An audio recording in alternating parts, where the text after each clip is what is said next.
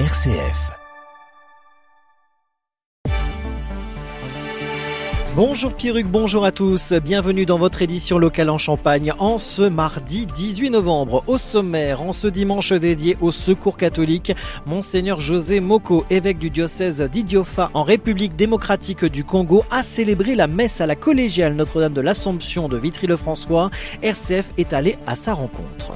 Ce week-end, la trêve internationale de football a permis aux clubs amateurs, semi-pro et aux clubs de Ligue 2 qui faisaient leur entrée en lice dans la compétition de disputer le 7e tour de la Coupe de France.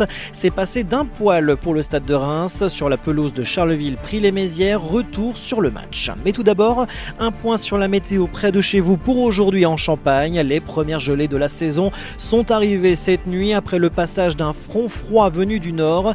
Rien de très sévère, mais de quoi rappeler que l'hiver approche, qu'il faut se couvrir un peu plus et être vigilant sur les routes ce matin. Côté ciel, un temps calme et plutôt ensoleillé ce matin, même si brumes et brouillards sont au programme ce matin, notamment du côté de l'est de la Champagne, dans l'Argonne et le Perthois et la Cité Bragarde. Pour le reste de la journée, le temps restera calme avec quelques passages nuageux au nord de la Champagne crieuse. Côté température, elles évolueront entre -2 et 6 degrés en cours de journée sous abri.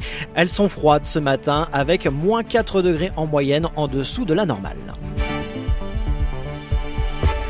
RCF Cœur de Champagne, le journal Christopher Fausten. Ce dimanche 16 novembre, à l'occasion de la journée du Secours catholique, la paroisse Saint-Charles de Foucault de Vitry-le-François a accueilli Monseigneur José Moko, évêque du diocèse d'Idiofa en République démocratique du Congo. Il a célébré la messe en la collégiale Notre-Dame de l'Assomption aux côtés du père Gaspard Commissaire. Je suis à Vitry pour saluer mes frères prêtres. L'abbé Gaspard, qui est ici, est originaire du Diofa, et le père Bontou, qui est un grand ami à nous, et le père Marc, tous ceux qui m'accueillent ici à Vitry. Et ce n'est pas la première fois. Et ce n'est pas la première fois, mais pas la dernière non plus. Pas la dernière non plus, je viendrai. J'aime bien cette église de nom et de visage, donc je viendrai pour saluer mes frères et sœurs. Et donc il y a une particularité que ce soit aujourd'hui ? Bon, c'est parce que je tenais à venir saluer Monseigneur Franck Javary depuis qu'il a été nommé à la tête de ce diocèse.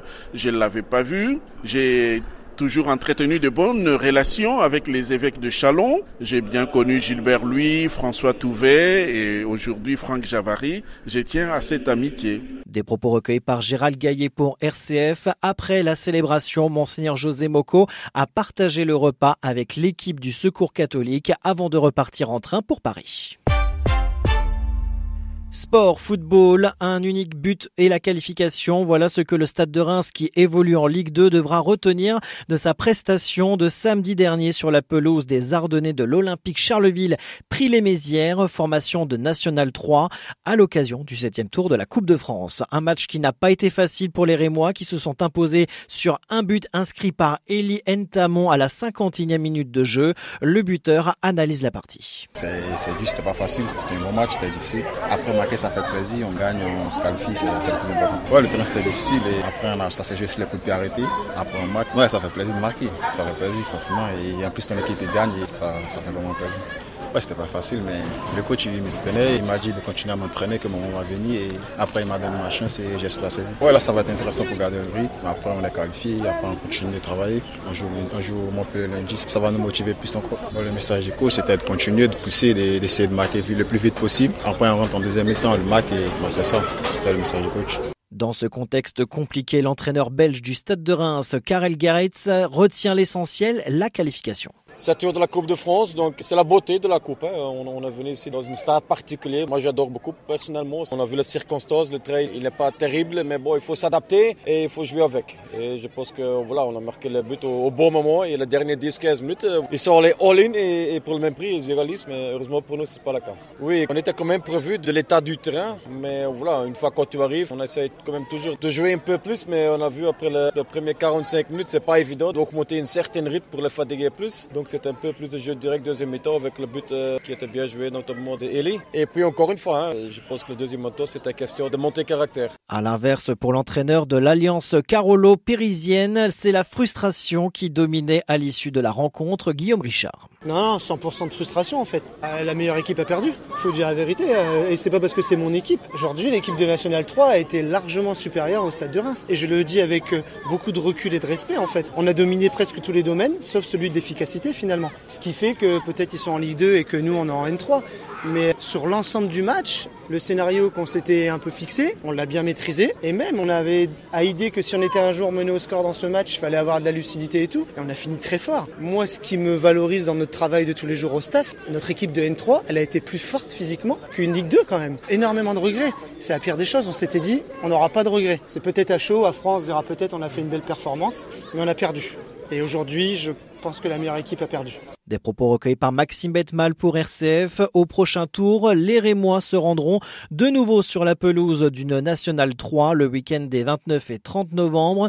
Ils défieront l'US Torcy, club de Seine-et-Marne. L'Estac, qui s'est facilement imposé 3-0 à Esnay, se rendra à l'Union Foot de Touraine.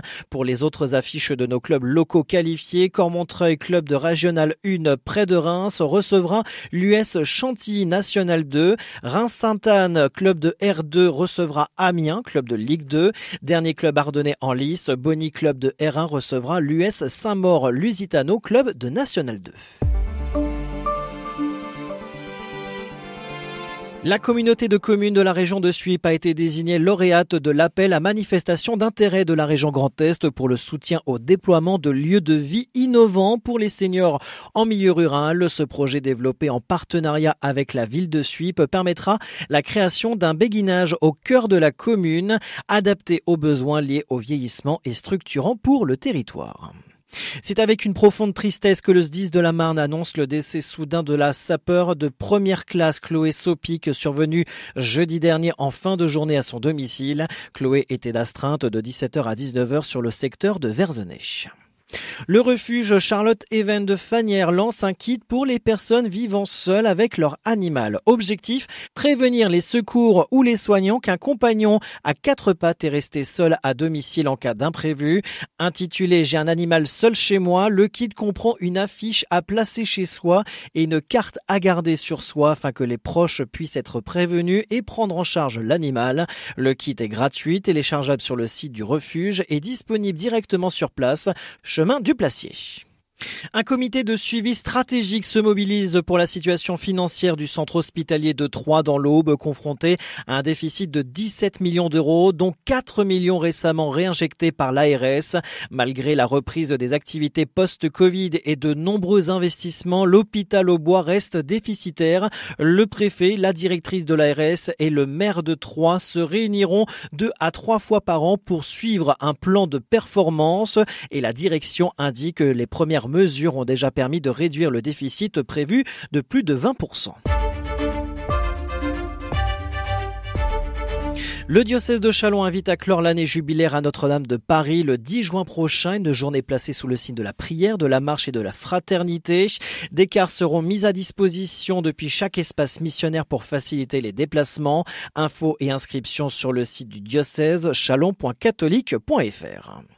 Et un mot sur les travaux près de chez vous, sur la route départementale 9 entre Louvois et Oiry au niveau de Fontaine-sur-Ailly.